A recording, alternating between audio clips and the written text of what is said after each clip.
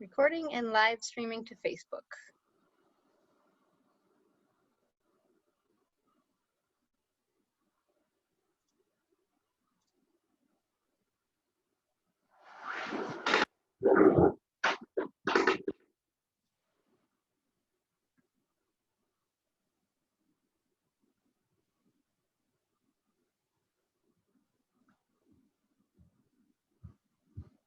All right, Beth, I will hand it over to you. If you want, I'll stop sharing so you can share your screen and we can get started here. Okay.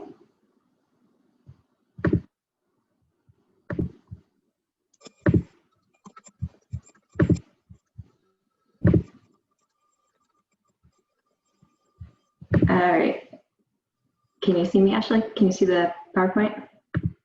Yes, I can. Awesome. All right. Well, thank you everyone for joining us. Today I'll talk about the plants of the Wekiva River, the native and invasive species. My name is Elizabeth Stevens, and I work with the Seminole County SERVE program in the Watershed Management Division. So, as many of you probably know, the Wekiva River is a very special place. And you might have heard from some of the other speakers in this series that the Wekiva River, together with Wekiva Springs Run, Rock Springs Run, and Blackwater Creek were designated by the U.S. Congress as a National Wild and Scenic River in October 2000. So this is the 20th anniversary. The river, the entire aquatic preserve, is in a region of ecological transition between two climate zones, temperate and subtropical. And as a result, there's a very high diversity of plant and animal species. This is a map from the Wekiva Aquatic Preserve Management Plan. And so this is just to show you where the river is, and I'll be focusing more on the Wekiva River part, but it is part of the Wekiva River Aquatic Preserve, which includes a section of the Middle St. Johns River. Now, when it comes to aquatic plants, unfortunately, a lot of people don't really understand the importance of aquatic plants, and they might even think that their favorite fishing hole or swimming area would be better without them. But it's our job to educate people about how important these plants are and the environmental benefits that they convey. Also, that the health of submerged aquatic vegetation is often an important indicator of the health of a water body. So I'll talk about aquatic plants in general, freshwater aquatic plants in general, and then I'll talk about the benefits of native aquatic plants in particular. So nutrient cycling and erosion control are very important benefits from aquatic plants.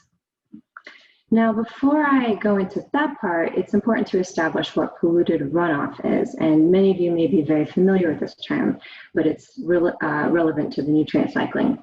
So when people apply fertilizers to the yard, when people don't pick up after their pets when they walk them, when people blow grass clippings into the road or storm drains, all of this, pesticides as well, all of this runs off the land when it rains, and that polluted runoff runs into the nearest river, lake, or stream, or the nearest storm drain that runs to the nearest river, lake, or stream.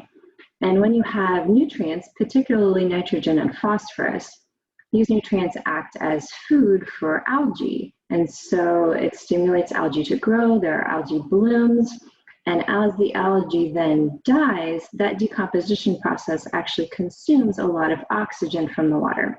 So as a result, things like fish kills and other ecological problems can result because there's not enough oxygen to sustain those aquatic organisms.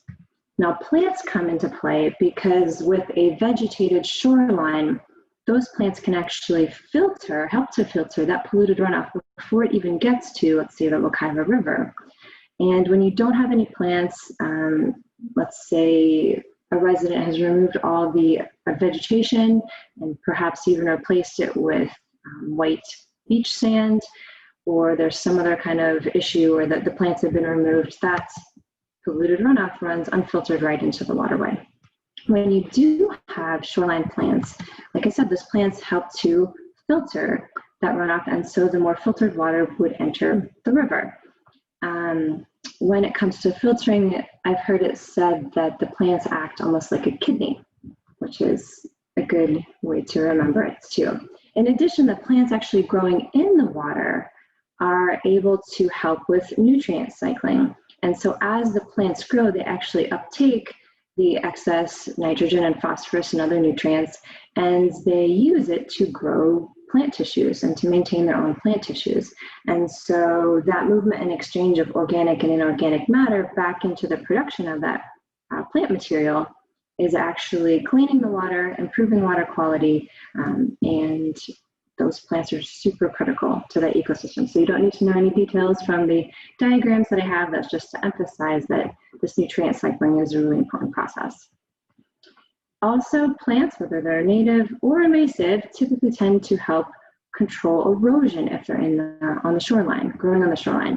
And that's because the plants, with their roots, they anchor that sediment in place. And so when there's a storm, when there's other water washing down over the bank, that sediment isn't brought with the runoff, the water, into the lake or the river. And just that action of the roots does actually help to control erosion. Now, those two benefits, nutrient cycling and erosion control, like I said, can occur with native or invasive non-native plants, but native plants have special benefits. They are really critical to the aquatic ecosystem. They improve ecosystem function, but they, more importantly, provide habitat for wildlife. They provide shelter, food. Birds can use parts of the plants to build their nests. The plants can provide cover for young fish and amphibians, and protection from predators. The seeds, the fruit, the roots, all of these can be very valuable to sustaining wildlife. In addition, the native plants protect and improve biodiversity. Biodiversity meaning the array of species in a particular ecosystem or area, and the richness of those species. So if you have, let's say, invasive plants come in, they can exclude some of those native species and form monocultures, basically areas where perhaps only one plant is occupying. And because of that, the biodiversity of the entire ecosystem, the entire area, would actually decrease. So if you have a variety of native plants, you are therefore protecting biodiversity and preventing those invasive plants from invading. Other benefits would include just the recreational and aesthetic beauty, the value that those plants offer when people visit the Wekiva River. People like to see this amazing diversity of plants and animals. And it's relaxing to hear all the different birds and the different wildlife that's sustained by these plants. So native aquatic plants are very, very critical. I'm going to go into some examples of different native plants, and I do want to say that this is not in any way an exhaustive survey of these species. As I mentioned, the Wekiva River has a great diversity of plants, but I thought I would categorize the plants based on where you would find them. And so this diagram kind of shows the littoral zone, which is just the area of the shoreline, that the water going up to the shoreline that still gets enough sunlight to sustain the photosynthesis of these different plants. And the littoral zone is characterized by at least like a 1% of the surface water quality at the surface sun exposure. Basically, that would define the extent of the littoral zone. So the immersed plants are plants that their roots are rooted in the sediment right at the shoreline, and their vegetative parts, their leaves and the reproductive parts, grow up out of the water.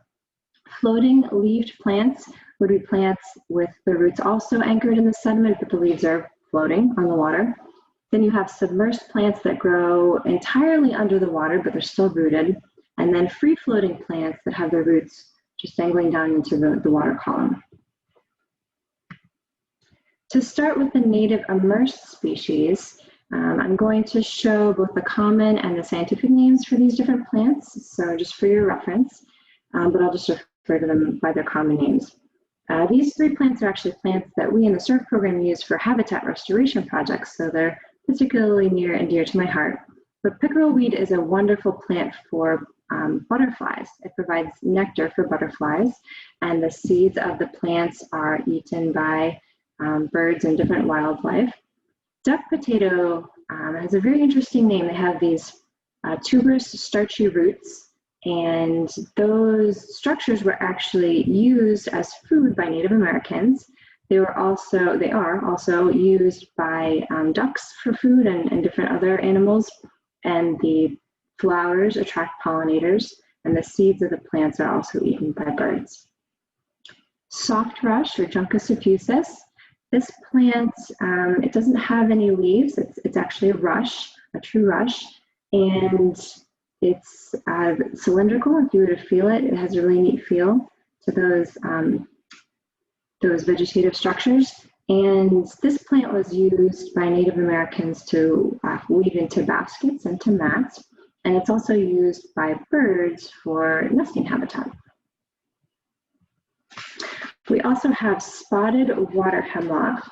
Now, this plant is really good to be able to identify. It is a beautiful plant, but it is also poisonous. The plant contains what's called a cyclotoxin, a polyene that antagonizes certain GABA receptors, so basically don't ever eat it. That being said, I do want to note that some of these plants I'll mention as edible, but it is important to never try to eat any plants if you're out on your own, unless you have a professional of some kind, a land manager or professional botanist with you, because some plants do tend to look like other plants. That being said, we have lemon bacopa next, which is actually noted to be edible. This plant, when you crush the leaves, has a lemony scent, and I did read that people can chop it up and put it on salads. There is a related species, Bacopa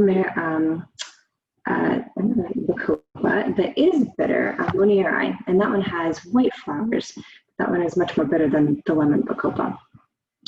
The general category of plants, the Bacopas are referred to as water hyssop.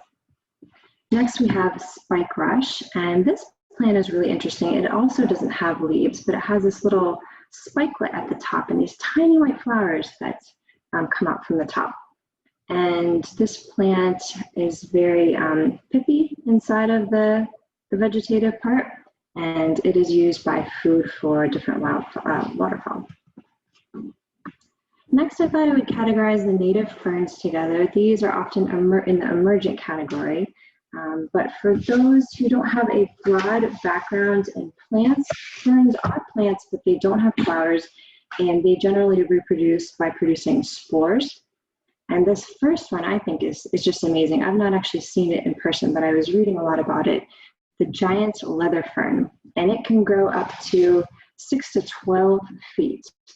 And I was actually talking to Deborah Shelley, the former manager of the Wekiva Aquatic Preserve, and she noticed that it has become more prolific on Rock Springs Run in the Wekiva, and this may be due to local increases in nutrients. So I thought that was particularly interesting. These other ferns are much shorter in stature. We have the royal fern, we have the shoestring fern, which you can see is much more fine, and then the Virginia chain fern, which is also just referred to as woodwardia. There's a couple different species of woodwardia that has kind of a dark midbane. Next category, we have the native submerged species. And again, these are the ones that grow totally underwater, unless they grow to the extent where they, what's called top out. They actually grow so high up that they actually reach the surface of the water. But they generally grow under the water and are still anchored in the soil. Eelgrass, this first one, which actually is not a grass, it's a bit of a misnomer, is a very, very important plant. It is a food source for turtles, for manatees and other areas where you'd find manatees.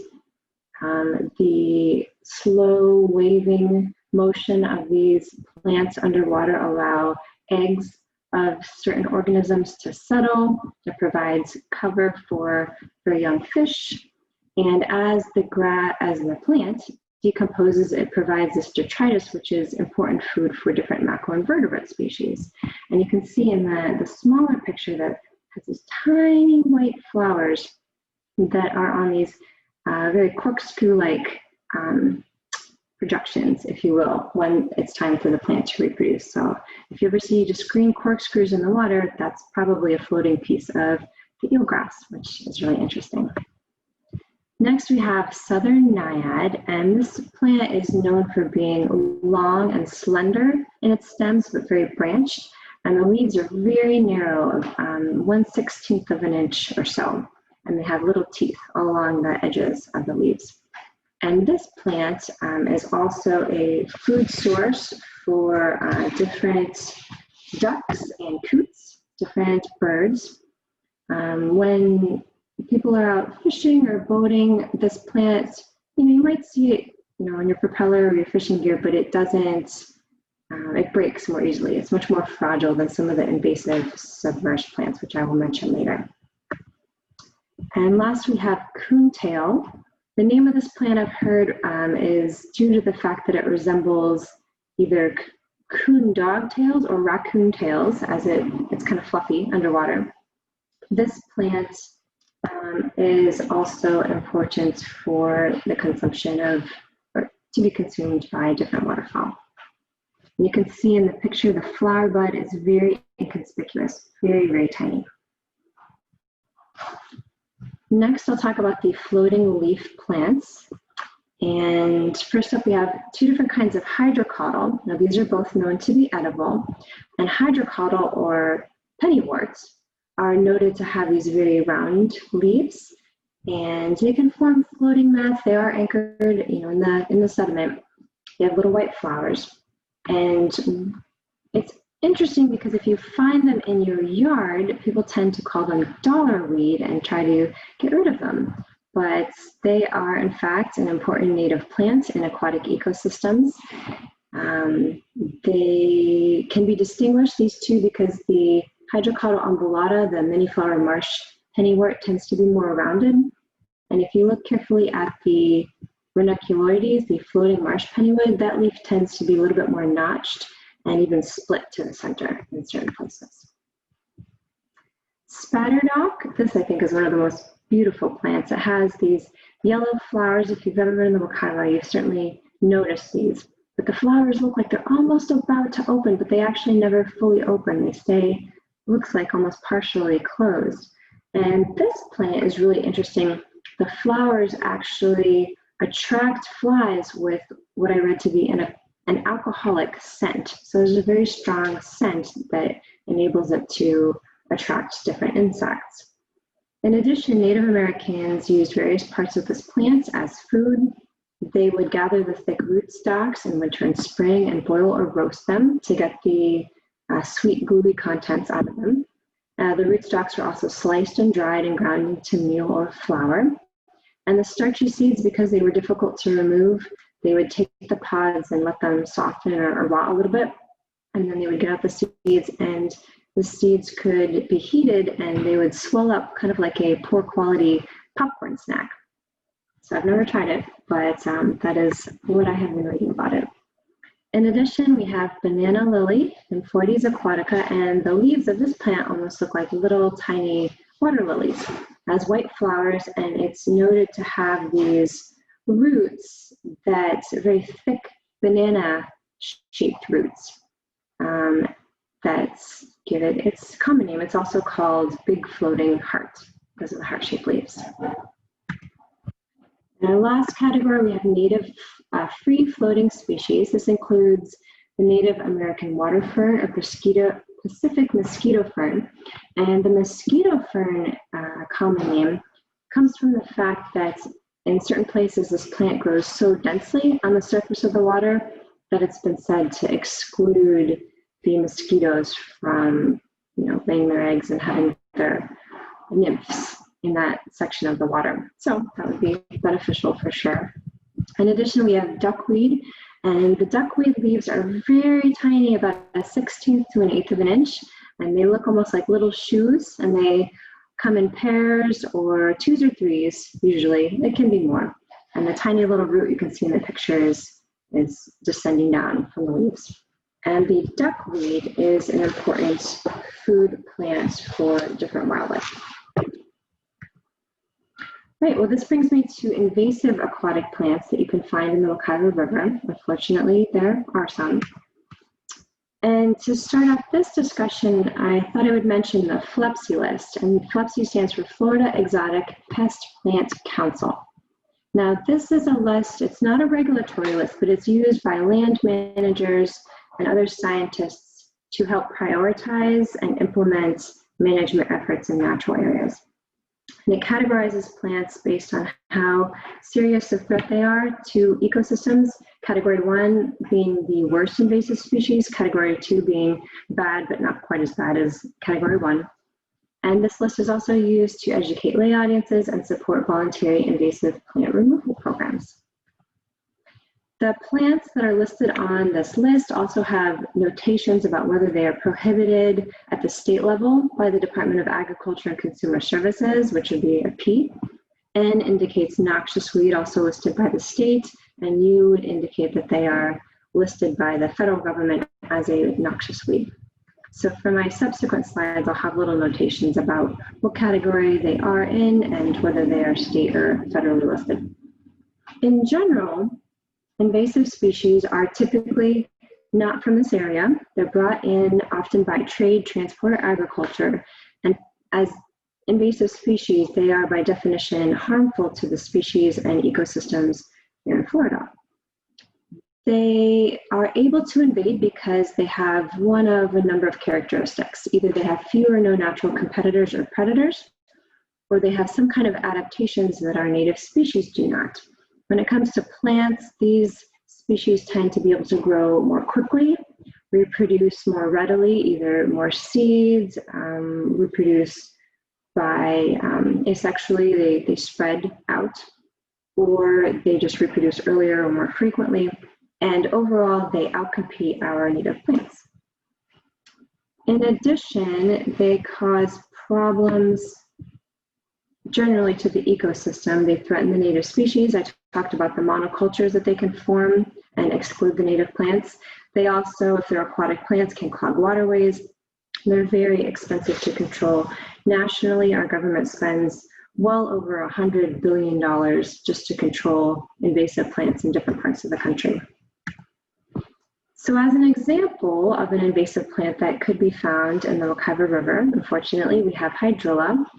And I'll show a little picture on each of these few slides, just with the region that the plant originally comes from. So hydrilla originally comes from India and the surrounding area, and it was likely introduced as an aquarium plant here in the late 1950s.